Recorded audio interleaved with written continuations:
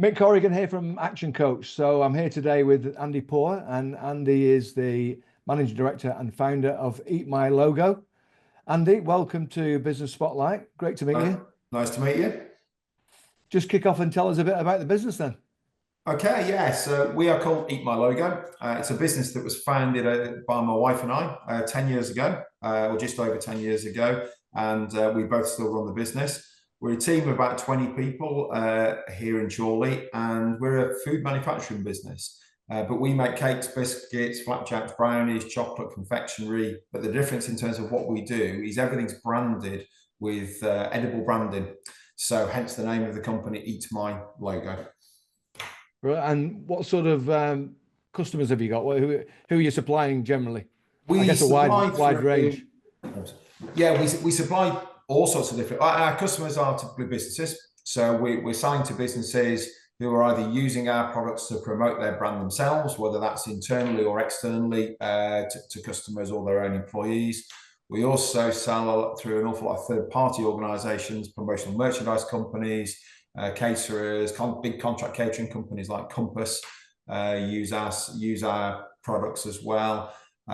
So yeah, we have a range from we have customers that will buy anything as small as a tray of 15 cupcakes. We have other customers where we might be supplying 200,000 biscuits going to hundreds of locations for a big employee engagement event for a big nationally recognized online sales company.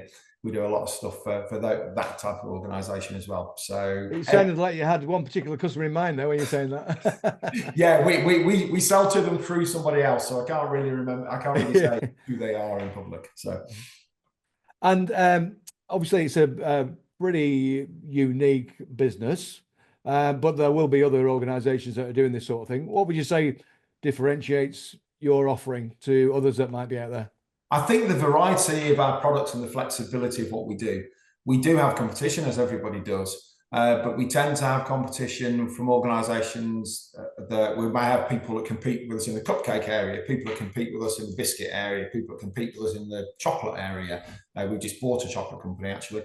But what we don't really have are any competitors that match us from a full range, a full broad product set, and also the production capabilities and the flexibility. We've always tried to make sure we're really flexible with our offering, from small MOQs, bespoke projects up to great, really big, large projects as well. And there isn't really anybody else in our sector that can do the breadth that we do. So what would be the MOQ? What would be the minimum order quantity? Well, for example, biscuits, you can buy 30 of them. Cupcakes, it's just 15. Our average is probably 300 units. But as I say, sometimes, we'll have projects that can be 60, 70, 80. I think the biggest project we ever did was about 250,000 biscuits for a Polar Express train experience. So when your kids go on a Polar Express train experience on railways around the country, and they get a big biscuit as part of that, and we provide all of those.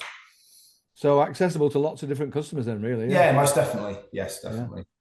And what does the future look like, Andy? You've obviously grown it to a great level already. What about looking forward? It's good. It's quite exciting. Last year was a tough year. To be honest, it was the first year in 10 years that we didn't grow. There's lots of reasons for that, but we're positive about next year. Also, as I mentioned, we acquired a chocolate business about 6 months ago, which we're wrapping into what we do now. So that will give us a whole new product range that we can add into our proposition, as well as another brand that we can trade through. So I'm quite excited about this year in terms of where we can take the business. Good. So some exciting opportunities. Yes. What about challenges that come with that? I think we've probably got the same challenges as everybody else with small businesses at the moment. The impact from the budget last year, where we've obviously, that's all to be costed into everything that we do this year. It's going to increase our prices, it's going to increase our costs, and we're no different to anybody else in that situation.